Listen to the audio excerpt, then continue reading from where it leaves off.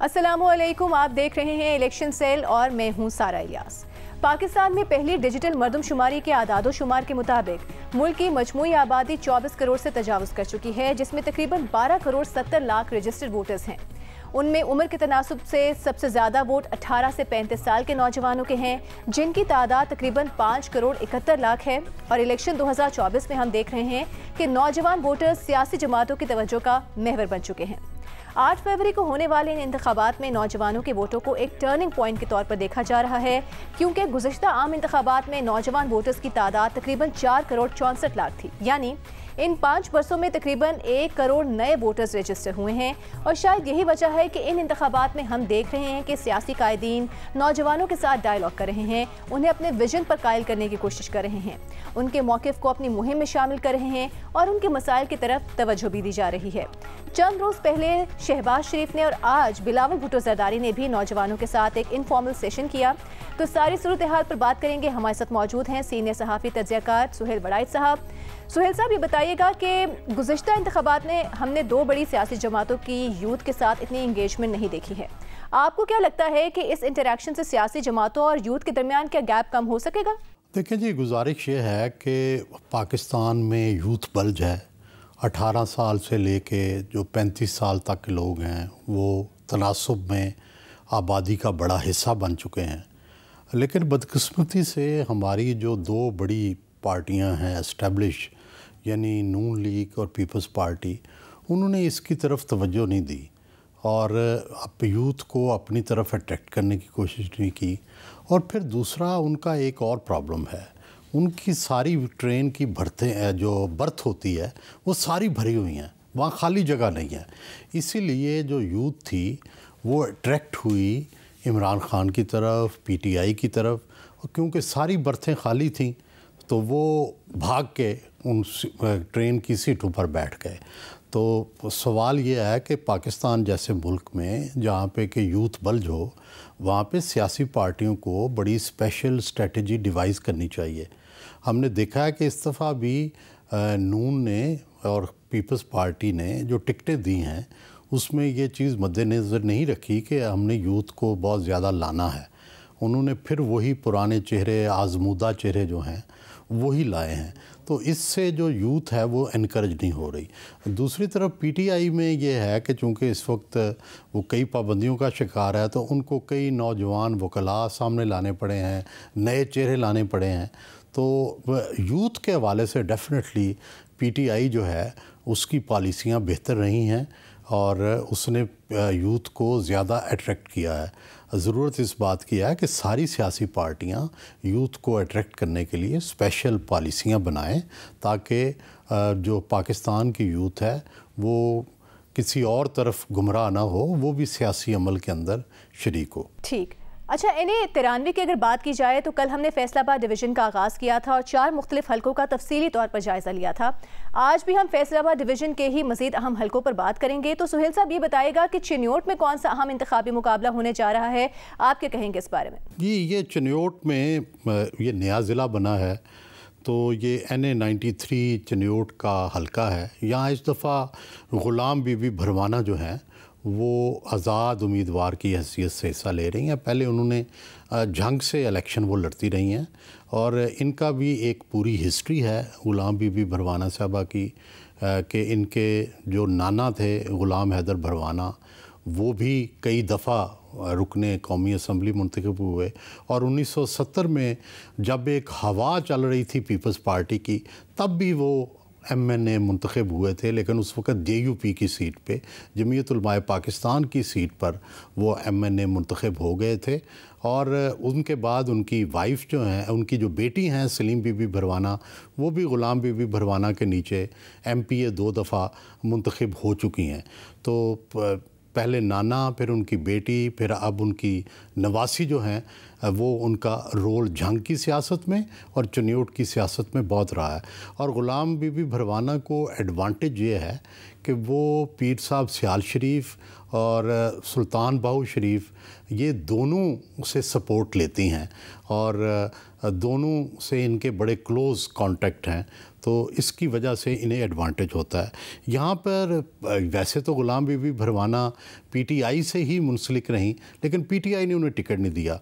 PTI ने यहाँ पे जो है वो ग़ुलाम मोहम्मद लाली साहब को टिकट दिया, वो भी यहाँ से मुंतखब होते रहे हैं, लेकिन अब वो आज़ाद हैसियत से इलेक्शन लड़ेंगे क्योंकि पीटीआई को सिंबल नहीं मिला। यहाँ से सैयद रज़ा बुखारी साहब जो हैं उनको मुस्लिम लीग नून ने टिकट दिया है, और ये वो बुखारी फैमिली के नहीं हैं जो रवायती तौर पर जंग की बुखारी फैमिली मशहूर है, जो पहले रोल अदा करती रही है सियासत में। फैसल हयात साहब के कज़न हैं, तो यहाँ पे जमात इस्लामी भी हिस्सा ले रही है, सैयद जुल्फ़कार शाह साहब उसके तरफ से हैं, और अल्लामा सरफराज चदर साहब तहरीक लब्बैक से।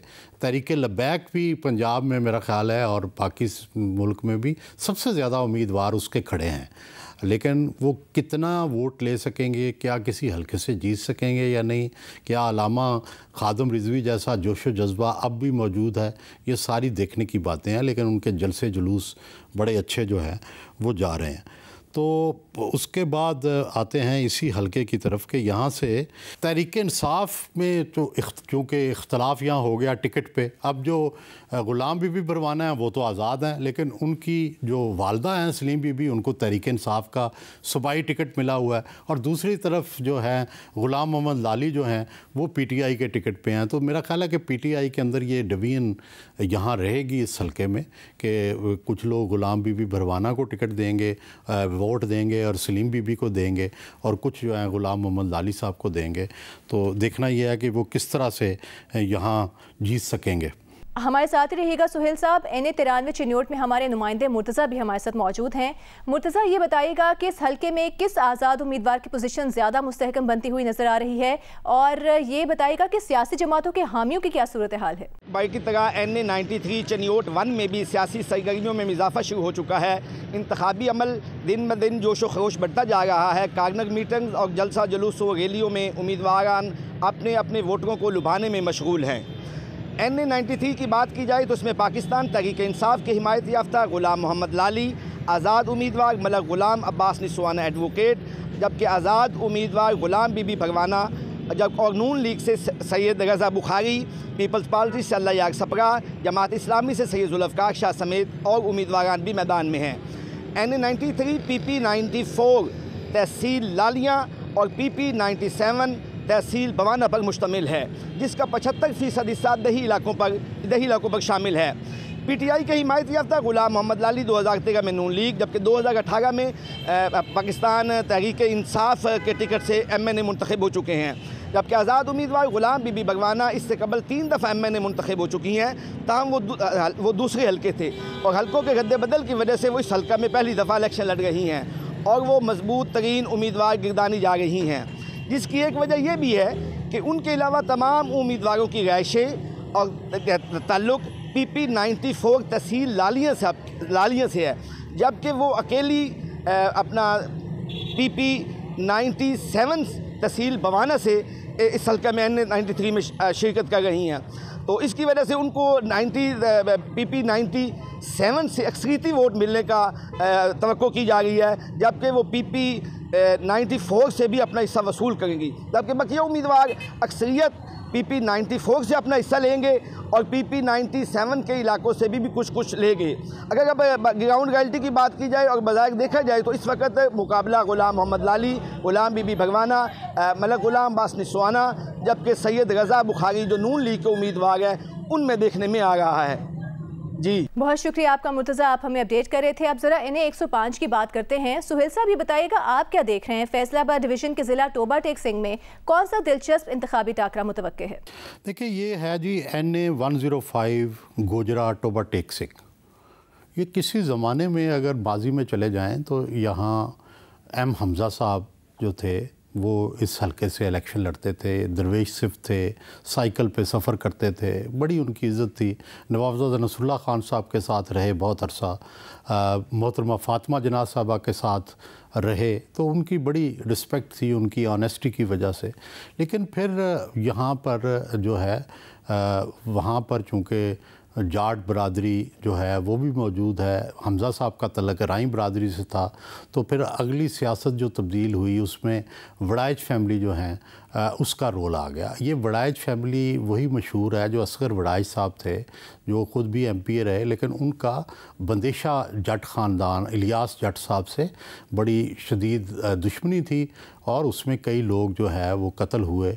और फिर इस वड़ाइच ख़ानदान में से अमजद वड़ाइच साहब जो थे, जो कि रिसेंटली उनकी डेथ हुई, वो उसके सरबराह बन के निकले और उन्होंने पहले MPA, फिर MNA, फिर उनकी वाइफ फरखंदा अमजद भी MNA रहीं, तो उन्होंने अपना सिक्का बिठाया। लेकिन फिर फैमिली के अंदर इख्तलाफ हो गए और जो खालिद जावेद साहब थे, अमजद साहब के छोटे भाई, वो जो थे वो सियासी तौर पर अलग हो गए और अब पिछली 2-3 इलेक्शन से वो नून लीग से उम्मीदवार हैं और इस दफ़ा भी वो नून लीग से उम्मीदवार हैं खालिद साहब, और सिटिंग मेंबर नेशनल असम्बली थे। दूसरी तरफ अमजद साहब का जो बेटा है हसाम, वो नया चेहरा था और उन्होंने PTI को बड़े मुश्किल वक्त में बिलाल असगर साहब जो उसके चचा हैं, और चचा और भतीजा इकट्ठे हैं, तो इन्होंने PTI को इमदाद दी थी और अपना टिकट जो है आज़ाद उम्मीदवार होने के बावजूद PTI की हमायत का ऐलान किया था। लेकिन इस दफ़ा नेशनल असम्बली में उन्हें टिकट नहीं हसाम को दिया गया, बल्कि जो M हमज़ा साहब के बेटे हैं उसामा हमज़ा, उनको टिकट दिया गया है। और चुनाचे अब जो लेटेस्ट इतला वहाँ से आई है कि हसाम जो हैं, अब उन्होंने ये फ़ैसला किया है कि वो नेशनल असम्बली का इलेक्शन नहीं लड़ेंगे, लेकिन वो तवक्को कर रहे हैं कि उसामा हमज़ा जो है वो बिलाल असगर को नीचे सूबाई पे सपोर्ट करें। तो इस तरह से एक तरफ खालिद जावेद साहब हैं एक उसी फैमिली के, और दूसरी तरफ जो हैं हसाम और बिलाल असगर साहब हैं, और दोनों अलग अलग ग्रुपों में हैं। एक नून को सपोर्ट कर रहे हैं, दूसरे जो है अब उन्होंने फ़ैसला किया है कि वो PTI को सपोर्ट करेंगे। अब देखना यह है कि जो ये हसाम वड़ाइच और बिलाल असगर वड़ाइच और उसामा हमज़ा का जो नया अलायंस बना है, ये किस हद तक वर्क करेगा, और जो खालिद जावेद साहब हैं वो इसका किस तरह से मुकाबला करेंगे। सुहेल साहब हमारे साथ ही मौजूद रहेगा। यहाँ पर शामिल करते हैं हम टोबा टेक सिंह में हमारे नुमाइंदे हैं साकिब महमूद को। साकिब, आप ही बताइएगा, NA 105 में किस उम्मीदवार की इंतखाबी मुहिम में ज्यादा जोशो खरोश दिखाई दे रहा है, अवाम का क्या कहना है? जिला टोबा टेक सिंह की तहसील गोजरा हल्का NA 105 में सियासी सरगर्मियाँ हैं जो अपने अरूज पर हैं। रूठों को मनाने का सिलसिला भी जारी है। मुख्तलिफ सियासी जमातों के जो उम्मीदवार हैं वो अपनी अपनी जमातों के वर्करों को साथ लेकर टोलियों की सूरत में मुख्तलिफ सियासी इकट्ठ कर रहे हैं ताकि वो लोगों को अपनी तरफ मरगूब कर सकें। तहसील गोजरा के हल्का NA 105 में कुल वोटर्स की जो तादाद है वो 5,13,857 है। मर्द वोटर्स की जो तादाद है वो 2,75,111, खवातीन की तादाद है 2,38,746। NA 105 में पोलिंग स्टेशन की जो कुल तादाद है वो 395 है। मर्दों के पोलिंग स्टेशन है 138, खवातीन के भी 138 हैं। मुश्तरका पोलिंग स्टेशन जो है वो 119 हैं। इसी तरह जो हल्का NA 105 में पोलिंग बूथ है, पोलिंग बूथ मर्दों के 595, खवातीन के हैं 495। इस तरह 1090 के करीब जो पोलिंग बूथ वो बनाए गए हैं। महकमा पुलिस की तरफ से पोलिंग स्टेशनों पर जो ड्यूटियां हैं वो तफवीज़ कर दी गई हैं। पाकिस्तान मुस्लिम लीग नून यहाँ से मुसलसल 2 मरतबा कौमी असम्बली में अपनी नुमाइंदगी कर चुकी है और मौजूदा हालात में भी उम्मीदवार हल्का NA 105 मुस्लिम लीग नून खालिद जावेद वड़ाइच उम्मीदवार हैं और तहरीक इंसाफ के हमायत याफ्ता उसामा हमज़ा इस वक्त मैदान में है।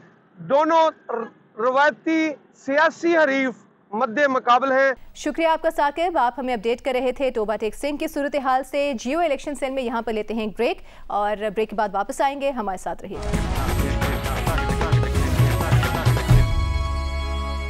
Welcome back to Geo election cell. बात करेंगे अब NA 108 की।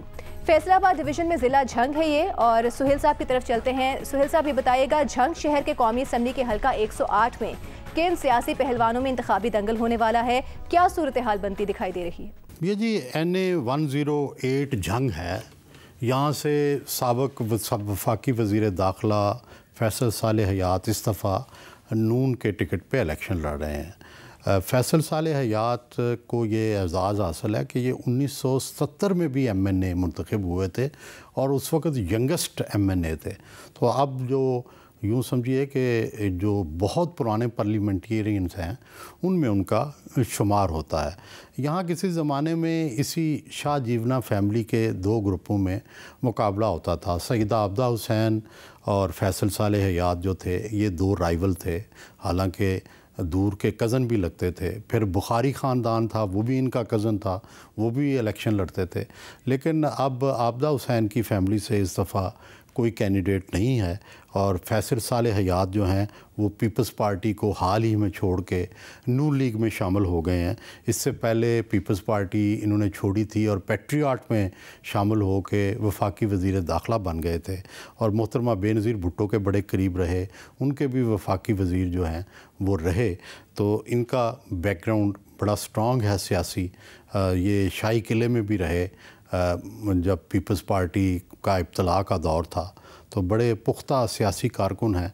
लेकिन इस दफ़ा उन्होंने फ़ैसला किया है कि नहीं, मैं नून की तरफ से इलेक्शन लड़ूंगा।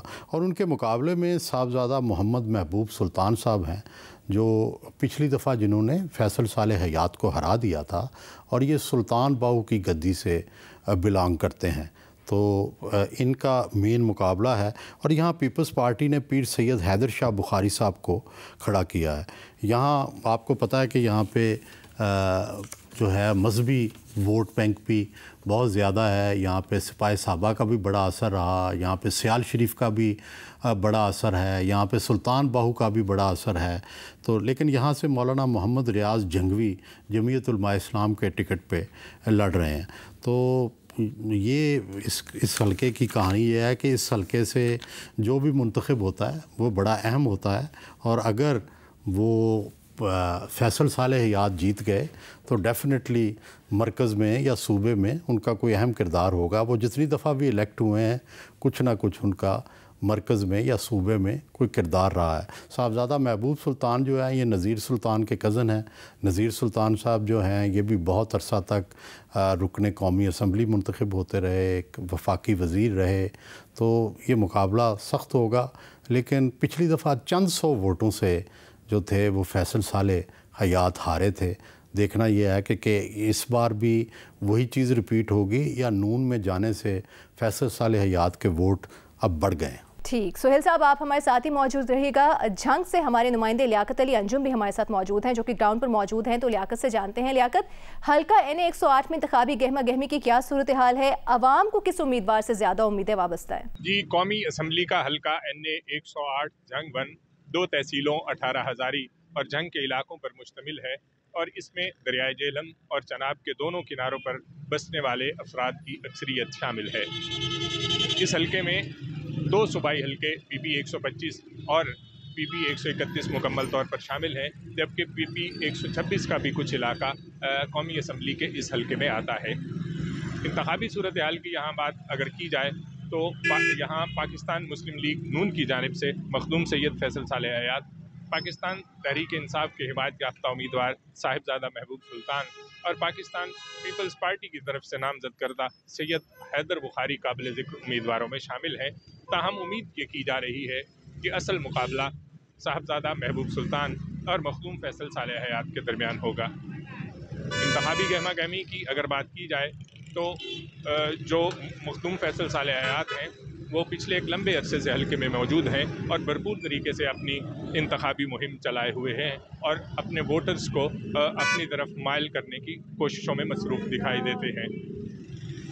जो मखदूम फैसल सालेह हयात हैं उनका ताल्लुक़ एक मारूफ रूहानी घराने से है और वो हज़रत सैयद महबूब आलम अल मारूफ पीर करोड़िया शाह जीमना की औलाद में से हैं और उनके दरबार के सजादा नशीन हैं और इस तरह उनके मुरीदैन और अकीदतमंद भी जो हैं वो इस हल्के में शामिल हैं। उन्होंने हाल ही में पाकिस्तान मुस्लिम लीग नून ज्वाइन की है। इससे पहले वो पाकिस्तान पीपल्स पार्टी की मरकज़ी क़यादत में शामिल थे, जबकि वो साबिक़ा अदवार में अहम वफाकी वजारतों और सूबाई ओहदों पर भी फायज़ रहे हैं और एक मजबूत सियासी घराने से उनका ताल्लुक़ है और वो ना सिर्फ कौमी असम्बली बल्कि सूबाई असम्बली की जो नशिस्त है उस पर भी इलेक्शन में हिस्सा ले रहे हैं।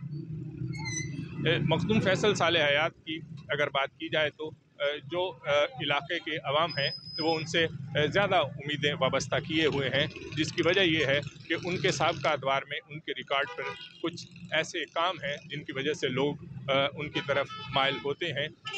उनमें जो काबिल ज़िक्र काम हैं उनमें सरगोदा रोड पर चुंड बरवाना के मकाम पर पुल की तामीर है, देही इलाकों में बिजली की फराहमी है और ख़ास तौर पर जो उनका कारनामा आवाम में सराहा जाता है वो ये है कि उन्होंने अपने इलाके में हज़ारों की तादाद में जो नौजवान हैं उनको सरकारी मुलाजमतों के ज़रिए रोज़गार फराहम किया है। इसके बरक्स अगर साहबज़ादा महबूब सुल्तान की बात की जाए तो साहबज़ादा महबूब सुल्तान गुज़श्ता इंतखाबात में PTI के टिकट पर इस हल्के से कामयाब करार पाए थे, लेकिन मौजूदा सूरत हाल में 9 मई के वाक़यात के बाद से वो रू पोष रहे हैं और चंद दिन कबल वो हल्के में कुछ मकामात पर कैंपेन करते दिखाई दिए हैं और इस तरह उनको जो है अपनी इंतखाबी मुहिम के लिए मौका नहीं मिल रहा।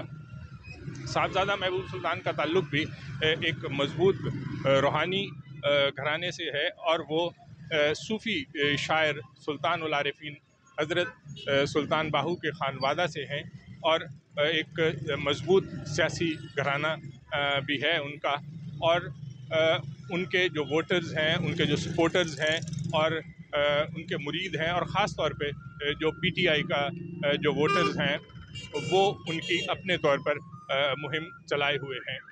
जहां उन्हें इस इंतखाबी मुहिम के दौरान ना होने का नुकसान पहुंचा है, वहीं नई हल्का बंदियों में भी अहमदपुर सियाल के इलाके इस हल्के से निकाले जाने के बाद भी उनको नुकसान हुआ है।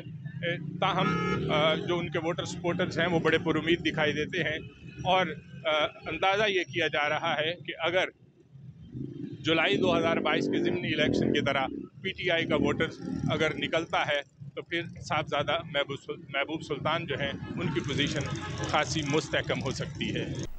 लियाकत, आप हमारे साथ ही मौजूद रहेगा। अब हम कुछ बात करेंगे NA 109 की। सुहेल साहब, साबिक वज़ीर दाखिला फैसल साले हयात भी ज़िला झंग से ही हैं, इलेक्शन लड़ रहे हैं वो ज़िला झंग से। यहाँ की इंतखाबी सूरत हाल क्या है? जी, NA 109 झंग शहर जो है ये इसलिए भी दिलचस्पी का मरकज़ है क्योंकि ये वो हल्का है कि जहाँ पे सिपाही साहबा बनी, जहाँ पे फ़िरका वारियत की आग भी भड़कती रही। आपको याद होना चाहिए यहाँ फ़िरका वाराना फसादात भी हुए और यहाँ से सिपाही साहबा के लोग मुंतखब होकर असम्बलियों में भी अपना रोल जो है वो अदा करते रहे। तो इसलिए ये हल्का अब भी उसी हवाले से अहम है। यहाँ पे इस दफ़ा मुस्लिम लीग नून ने मोहम्मद याकूब शेख साहब को टिकट दिया है। ये इनकी वाइफ भी जो है पहले इलेक्ट हुई हैं, राशिदा याकूब, और याकूब शेख साहब भी ये यूसुफ शेख साहब के बेटे हैं। यूसुफ शेख साहब जो हैं ये बहुत बड़े कंस्ट्रक्शन कंपनी थी इनकी और जो लाहौर का रॉयल पाम है वो इनके भाइयों का है, रमज़ान शेख का और दूसरे भाइयों का। और ये सबसे बड़े शेख यूसुफ साहब की जो अहलिया थी उनमें से हैं। तो इनका भी बहुत बड़ा कारोबार है, बहुत बड़ा मालदार आदमी हैं और इनके मुकाबले में बड़े वहाँ से कई बार जीतने वाली जो शेख फैमिली है, इन दोनों का फैमिली वाइज कोई तल्लुक़ नहीं है। शेख यूसुफ जो हैं वो अलग फैमिली है और शेख वकास अकरम जो है ये एक अलग फैमिली है। ये झंग शहर के रहने वाले हैं। इनके ताया जो थे शेख इकबाल वो मर्डर हो गए थे और इनके वालिद शेख अकरम साहब ज़िंदा हैं। जब वकास अकरम साहब ने ख़ुद हिस्सा नहीं लिया तो इनके वालिद साहब ने हिस्सा लिया था इलेक्शन में और वो भी MNA मुंतखब हो गए थे। वकास अकरम साहब जो हैं बड़ी ज़ोरदार शख्सियत हैं और जो हैं वफाकी वज़ीर जो हैं वो भी रहे हैं।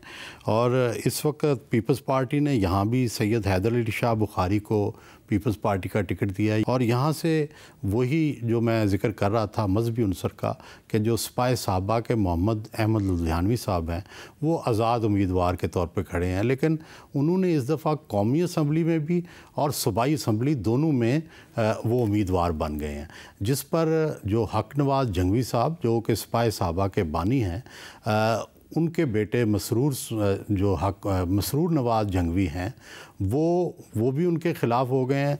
और जो आज़म तारक साहब के बेटे हैं मुआविया आज़म तारक, वो भी उनके ख़िलाफ़ हो गए हैं। तो अब लेकिन फ़िलहाल जो है ऊपर से तो विदड्रॉ कर लिया जो कौमी असम्बली के हल्के से, बाकी ने सूबाई असम्बली, और उन्होंने अब नून लीग की जो हमायत का ऐलान कर दिया है।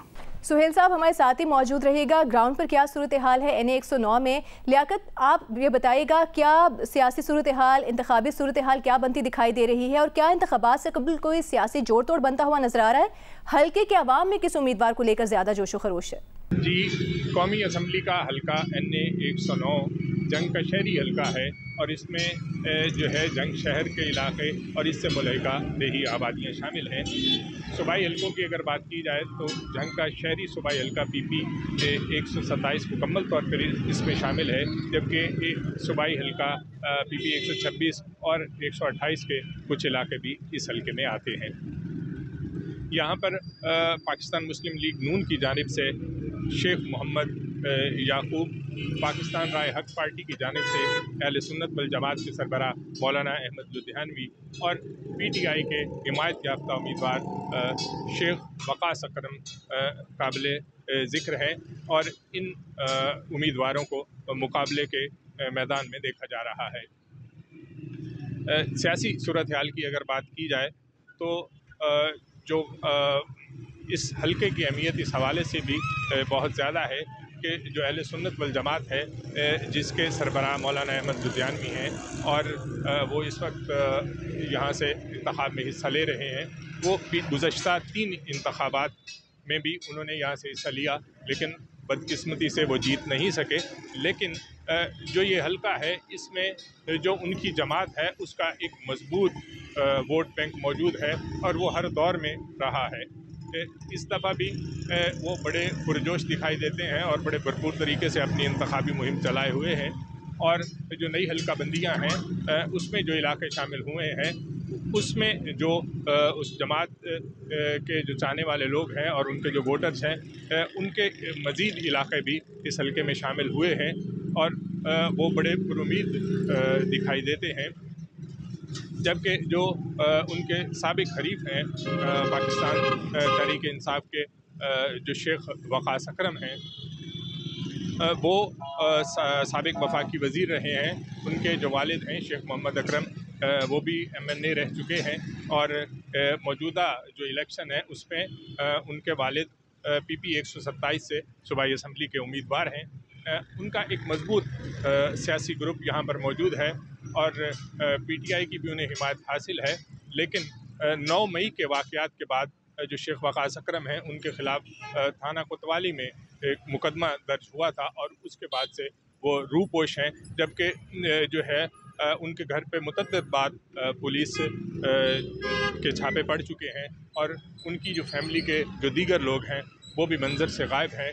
और इस तरह उनको जो है इंतखाबी मैदान में मौका नहीं मिल पा रहा कि वो अपनी इंतखाबी मुहिम को खुद जो है वो चला सकें। अलबत्ता उनका जो ग्रुप है और जो PTI के जो लोग हैं, वो उनकी इंतखाबी मुहिम को चलाए हुए हैं।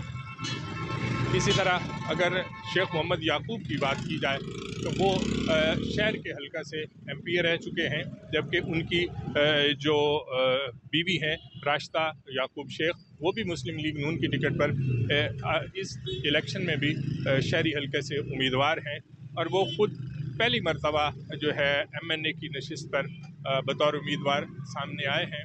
और उनके लिए जो है बतौर MNA के कैंडिडेट के ये पहला मौका है, इसलिए उनको ज़्यादा मेहनत की ज़रूरत होगी। उनकी जो शख्सियत है उसको शहर में बतौर MPA तरक्याती कामों के हवाले से एक शोहरत हासिल है। ताहम चूँकि वो पहली दफ़ा आए हैं तो उनको जो MNA का हल्का है उसमें उनका ये पहला मौका होगा और उनको मेहनत करना पड़ेगी। अलबत्ता जो है ये इस इलेक्शन में पहली दफ़ा ऐसा हुआ है कि जो राह हक पार्टी के जो साबिक MPA थे PP 127 में मौलाना मुआविया आज़म, वो भी उम्मीदवार थे हल्का NA 109 में, लेकिन उनके जो कागजात नामजदगी हैं वो मुस्तरद हो गए और वो अब इलेक्शन में हिस्सा नहीं ले रहे। तो देखने में ये आ रहा है कि अगर उनका ग्रुप जो है वो जिस ग्रुप को भी सपोर्ट करेगा तो उसकी वजह से एक तरफ तो जो उनकी पार्टी के उम्मीदवार हैं मौलाना अहमद लुधियानवी, उनको नुकसान पहुंचेगा और जिस ग्रुप को वो सपोर्ट करेंगे उनको फ़ायदा होगा और उसमें भी जो उनकी हिमायत के जो चांसेस हैं वो शेख याकूब के जानिब हो सकते हैं। ताहम इसके बारे में अभी कुछ कहना कबल अज़ वक्त होगा। तो अब देखना ये है कि जो जंग के जो अवाम हैं वो पुराने जो आजमाए हुए सियासतदान हैं दोनों, उनमें से किसी का इंतखाब करते हैं या फिर जो नया चेहरा है उसको वेलकम करते हैं। जी बहुत शुक्रिया आपका लियाकत, आप हमें अपडेट कर रहे थे। यहाँ पर एक ब्रेक लेते हैं। ब्रेक के बाद आपको पंजाब ही के एक अहम हल्के के अवाम के पास लेकर जाएंगे। हमारे साथ रहिएगा। जियो इलेक्शन सेल में एक बार फिर आपको खुशामदीद कहेंगे। रावलपिंडी का हल्का है NA 54, इसे बहुत दिलचस्प करार दिया जा रहा है क्योंकि यहाँ से IPP के उम्मीदवार गुलाम सरवर खान के मुकाबले में नून लीग ने किसी उम्मीदवार को टिकट जारी नहीं किया।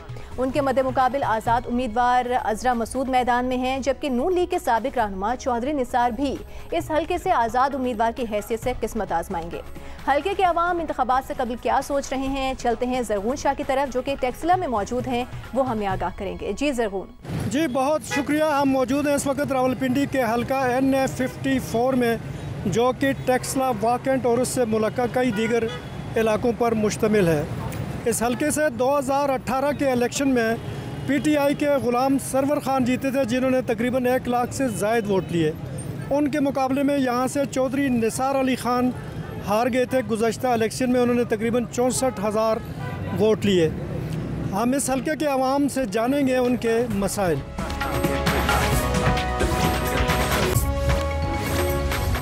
NA 54 टेक्सला के हवाले से, अवामी मसाइल के हवाले से हम बात करेंगे प्रेस क्लब टेक्सला के प्रेसिडेंट रिजवान शाह साहब से। रिजवान, ये बताएं कि इस वक्त टेक्सला के यानी NA 54 के मेन मसाइल में जो हल तलब मसला है आपके ख़्याल में वो कौन सा है? देखिए जी, टेक्सला का जो सबसे बड़ा मसला है वो यहाँ का बाईपास ना होना है। अगर यहाँ बाईपास हो तो कम से कम अंदरूनी शहर टेक्सला में जो आप देख सकते हैं कि हर वक्त ट्रैफिक जैम के मसाइल रहते हैं और रोडें सुकड़ चुकी हैं, वक्त के साथ साथ इसकी तोसी नहीं हुई, एक्सटेंशन नहीं हुई, तो अभी ट्रैफिक के मसाइल में सबसे बड़ा मसला बाईपास है। और उसके साथ ही साथ ये मैं बात कर रहा हूँ फैसल शहीद रोड की। इसके अलावा अगर हम बात करें GT रोड की, और GT रोड पे जो आप हादसात की शरह देख रहे हैं और रोज़मर्रा ख़बरें देखते हैं कि हैवी ट्रैफिक कुचल के चली जाती है लोगों को, तो उसमें टेक्सला GT रोड के दोनों अतराफ पे अगर सर्विस रोड बन जाए। आपके ख्याल में सर्विस रोड नहीं है वहाँ पे? जी, सर्विस रोड होने से ना जो बाइक और साइकिल सवार हैं वो कम से कम सेफ़ हो जाएंगे।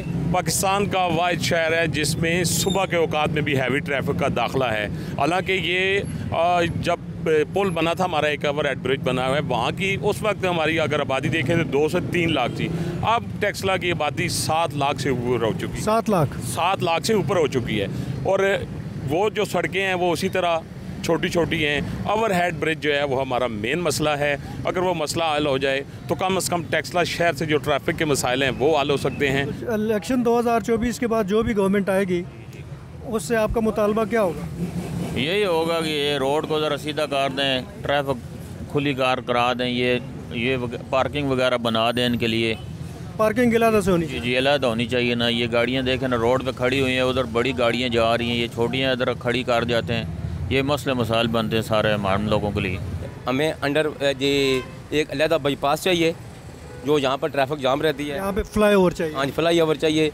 साइड एक लहदा हमें जो ना बाईपास चाहिए। मेन मसला तो यहाँ का ये है कि एक तो कौमी मौके पे मैशियत का प्रोग्राम है, और टेक्सले का अगर आप सोचें तो ये आप देख रहे हैं यहाँ टैंकरों का ट्रैफिक का बड़ा मसला है। कई लोग जो हैं यहाँ कुचले जा चुके हैं। तो आप ये बताओ कि आप लोगों के क्या मसाइल हैं टेक्सला में? ज़्यादातर ट्रैफिक ही डिपेंड करते हैं, क्योंकि यूनिवर्सिटी वगैरह जाते हैं तो वहाँ पर भी बहुत ज़्यादा ट्रैफिक है। वापसी में आना बहुत मसला होता है हमारे लिए। कोई आप लोगों को प्ले ग्राउंड्स वगैरह अवेलेबल हैं कि नहीं? नहीं, बिल्कुल भी नहीं, कोई अवेलेबल नहीं। आप क्या सोचते हैं कि 2024 के ये जो इलेक्शन हो रहे हैं, इनके बाद जो भी गवर्नमेंट आएगी वो इस लिहाज से कुछ बेहतर करेगी आपके लिए? शायद लगता तो नहीं है, लेकिन अल्लाह करे इस पाकिस्तान के मसाइल हल हो जाएं, क्योंकि जो भी आ रहा है अपने लिए आ रहा है। इमरान खान आया है, उसने भी आवाम को कोई रिलीफ नहीं दिया। जी, रावलपिंडी के हल्का NF54 यानी टेक्सला के हतार टेक्सला रोड पे थोड़ा सा आगे हैं, बाग क्रिश्चियन हॉस्पिटल से थोड़ा सा अगर आगे हैं टेक्सला शहर से, तो यहाँ कूड़े का एक बहुत बड़ा डंप आपको मिलेगा। कैमरामैन साजिद तारिक आपको दिखाएंगे कि ये कितना वास्ट ये कूड़े का डंप है। और हमें ये बताया गया है कि ये ज़मीन HMC की है, जहाँ पे ला के ये कूड़ा डंप किया जाता है। और हर तरफ आपको शॉपिंग बैग और रैपर्स और दूसरी जितने भी कचरा कूड़ा है वो यहाँ पे नज़र आएगा। तो ये बहुत बड़ा एक कूड़े का डंप या कचरा कुंडी है। तमाम टेक्सला शहर का गंद ला के यहाँ पर फेंका जाता है। और इसके पीछे बैकग्राउंड में अगर आप देखें तो आबादी है, काफ़ी घर हैं, और यहाँ से ये जलता हुआ धुआं जो है वो भी इस आबादी को जाता है। और हर तरफ तकरीबन आग भी लगाई गई है। और हमें यहाँ के लोगों ने ये बताया कि ये कूड़ा पहले यहाँ से उठा लिया जाता था, लेकिन गुज़श्ता तकरीबन 3-4 महीने से ये कूड़ा नहीं उठाया जा रहा। तो एक यहाँ के लोगों की एक बड़ी ही अर्नेस्ट और अर्जेंट डिमांड जो भी गवर्नमेंट आएगी उससे ये है कि इस कचरा कुंडी को साफ़ किया जाए और यहाँ से इसको कहीं दूर मुंतकिल किया जाए, ताकि आबादी को कम से कम ये कूड़े कचरे के जलने से उनको कोई सांस वगैरह की मुश्किलात ना हो। कोई नहीं, सारे टेक्सला का गंद इधर ही पड़ा रहता है। कोई भैंस फोत हो, किसी की भैंस मर जाए, कुत्ता अच्छा, जो भैंस मर जाती है, घोड़ा मर जाता है, गधा मर जाता है, वो भी यहाँ ला के फेंक देते हैं। इधर पड़ा रहता है, कुत्ते आके खाते रहते हैं। ओए होए, ये तो बड़ा ख़तरनाक बात है। अच्छा, बस इधर कोई सफाई नहीं, आप देख सकते हैं गंद सारा, बच्चे बीमार हो रहे हैं। सेहत और तालीम जो है ना, वो बच्चों को दूर जाना पड़ता है, इधर नहीं है। अच्छा, कितना दूर जाते हैं बच्चे? बच्चे 1-2 मील में जाते हैं। तो पब्लिक ट्रांसपोर्ट से जाते हैं या अपनी गाड़ियों पे, किस तरह होता है? बस वो अपनी गाड़ी से जाते हैं, रिक्शे पे जाते हैं। जी, ये बताएं कि आपके इस हल्का NF54 का बुनियादी अवामी मसला इस वक्त क्या है जिसे हल करने की ज़रूरत है? सर, कोई सबसे पहले तो आपकी जियो टीम को जो ना जी हम वेलकम करते हैं ढीबियाँ टेक्सला में, जो उन्होंने हमारा एहसास किया और मसाइल को जो ना जी कम अज़ कम जो ना समझने के लिए वो इधर तशरीफ़ लाए हैं। सर, ये मसाइल के तो एक अमाजगा है। ये यहाँ सबसे बड़ा जो मसला है, यहाँ जो आपको छोटे छोटे ये पत्थर काटने वाले जो यूनिट नज़र आ रहे हैं, इनके ट्रांसफार्मर चोरी की जो वारदातें हैं तकरीबन वो हद से ज़्यादा बढ़ चुकी हैं। ट्रांसफार्मर बिजली के? जी, बिजली के ट्रांसफार्मर चोरियाँ हो रही हैं और उसमें तो हमें समझ नहीं आ रही कि ये आए दिन तकरीबन 10 से ट्रांसफार्मर इस पूरी आबादी से उतार के चोर ले गए हैं और एक भी अभी नहीं पकड़ा गया। ट्रांसफार्मर तो एक बड़ी चीज़ है, वो कैसे लेके जाते हैं, किधर लेके जाते हैं? सर, ये तो अभी जो है इसके ऊपर अगर इंक्वायरी हो तो चोरों के सामने पता चल सकता है कि इसमें कौन लोग मुलव्वस हैं। मैं अभी किसी का नाम लूँगा तो अभी ज़ाहिर है कि वो मेरे पास भी प्रूफ नहीं है। रातों रात उतार लेते हैं? जी, रात को आते हैं और उसको जो ना जो उसकी जो बाहर बॉडी होती है उसको उतार के फेंक देते हैं। उसके अंदर जो मटीरियल होता है जो उनके काम को निकाल के ले जाते हैं। लेकिन जो कारखानेदार है उसकी तो वो इंडस्ट्री तबाह बर्बाद होगी और उसको तो इलेक्ट्रिसिटी नहीं मिलेगी। आप लोगों का काम कैसा है, यानी सेल इनकम आपकी ठीक है? ये भाई हमारा काम ऐसे है ना कि ये ज़रूरत से हट के है, खूबसूरती में आ जाता है, डेकोरेशन में आ जाता है। जब आवाम के पास पैसा होगा ना, महंगाई कम होगी, तो आवाम घूमी फिरेगी, आगे पीछे जाएगी, तो फिर वो उनका दिल करेगा कि यार हम गुलदान ले लें, लंगरी ले लें, इस तरह की चीज़ ले लें। लेकिन वही बात है ना, जब खाने पीने के लिए होगा, पूरा ही नहीं होगा तो वो पूरा नहीं होगा तो आवाम पहले खाने पीने का करेगी, फिर बाद में लंगरी वगैरह लेगी। पिछली हुकूमत गुजरी है, उसने कोई बेहतरी का काम किया आपके लिए? कुछ भी नहीं किया लोगों ने, आपने फ़ायदे के लिए लगे हैं, गरीब के लिए कोई सोचता ही नहीं है। गरीब के हालात वही हैं? वही हैं। फैमिली में कितने लोग हैं आप? हम 5 हैं। अच्छा। 3 बच्चे हैं। आप बच्चे आपके पढ़ते हैं? नहीं, पढ़ते नहीं हैं। यानी पढ़ा सकते ही नहीं हो आप? नहीं, उनकी फीस ही है, कोई नहीं है। तो इधर कर्जे में हम डूबे हैं, लाख रुपया इन लोगों का देना है। ये जिनके लिए लंगरियाँ बना रहे हो? जी जी। अच्छा, ये उसी तरह जिस तरह वो ईंटों के भट्टों वालों का आता है, फैमिलियाँ आती हैं, पैसे ले लेते हैं वो अगले फिर नस्लों तक भुगतते रहते हैं। फिर जी आप लोग NF54 के रिहायशी हो, आप ये बताएं कि आपका इस वक्त बुनियादी अवामी मसला कौन सा है जिसे फौरी तौर पर हल करने की ज़रूरत है? हमारा बुनियादी मसला जो है ना, ज़्यादातर गुर्बत, महंगाई, ये बुनियादी मसला है। ज़्यादा लोग महंगाई की बात कर रहे हैं, तो ये गुज़श्ता कुछ सालों में बहुत ज़्यादा हुई है आपके? ये कोरोना, जब से कोरोना शुरू हुआ है ना, उसके बाद महंगाई रुकी नहीं है। वैसे भी दही और गरीब सा इलाका है इधर, तो हालात फिर मज़ीद ख़राब हुए होंगे। हाँ, ये है कि हर रोज़ रेट चेंज होते हैं, कोई कंट्रोल नहीं है, कोई कुछ भी नहीं है। सब मतलब है कि हर रोज़ जो है ना हालात अबतर से अबतर हो रहे हैं।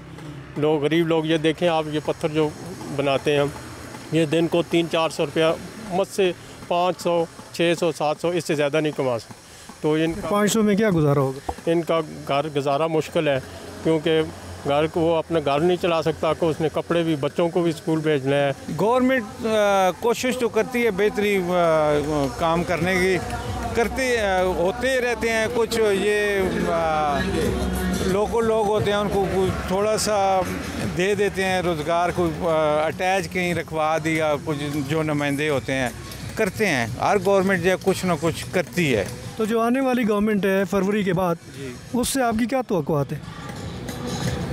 आने वाली गवर्नमेंट जो हुकूमत होगी, अभी तो अबूरी हुकूमत है ना, मुस्तहकम हुकूमत होगी, तो फिर हमें उम्मीद है कि आवाम के लिए कुछ बेहतर सोचेंगे। जी ये बताएं कि आप लोगों का सबसे बड़ा मसला इस वक्त क्या अवामी मसला है? ये रोजगार कोई नहीं, कम काज कोई नहीं, महीना जड़ा ना, तो बस फाके ही है। आप काम क्या करते हो? काम मजदूर का। पाकिस्तान में महंगाई बहुत हो गई है। महंगाई बहुत है, बहुत महंगाई है। बंदा वसाइल नहीं बंदे के बोल रहे हाल होते। मैं कहता ऐसी हुकूमत है जिसमें ये महंगाई यार कितने अरसे से ज़्यादा होगी? ये तो 3-4 साल हो गए। कोशिश कर रहा हूँ बहुत ज़्यादा होगी। कोई हुक्मरान सही आए तो। आप रिहायशी इधर के? मैं इधर का मकामी रहने वाला हूँ। HMC रोड में बहुत खुश हैं कि हमारे बाज़ार से यहाँ चीज़ें सस्ती मिल रही हैं। इस बाज़ार से चीज़ें सस्ती? जी सस्ती मिल रही हैं। कितना फ़र्क है इसमें? और तकरीबन 10% में फ़र्क मिल जाता है। अच्छा, अभी भिंडी जो है बाहर 400 रुपये बिक रही है, यहाँ 300 रुपये बिक रही है। प्याज जो है बाहर 300 रुपये, 350। उसकी वजह क्यों सस्ता? ये बंदे अच्छे हैं। ये जो आपका ये गाँव है, गांगू नाम है इसका, इसमें तालीम की सहूलियात क्या हैं? माशाल्लाह सरकारी स्कूल हैं, चप्पे चप्पे पर सरकारी स्कूल जा रहा है। उसके अलावा जो है, इसके अलावा भी जो है पानी हो गया, पानी का मसला आता है। इसी तरह जो है रास्तों का मसला होता है, गैस बिजली का मसला होता है। गैस नहीं है यहाँ पे? गैस है लेकिन नए मीटर जो बना रहा है उसे नई इशू हुकूमती इस किस्म का कुछ मेरे ख्याल में कोई काम नहीं हुआ पीछे। किसी ने कोई काम नहीं किया? कोई काम नहीं किया। अपने काम किए उन्होंने? ज़्यादा महंगाई हुई है और कुछ भी नहीं हुआ। ये बताओ कि आप लोगों के यहाँ पे जो आप ताजिर कम्युनिटी है, इस वक्त सबसे बड़ा मसला परेशानी आप लोगों को क्या है?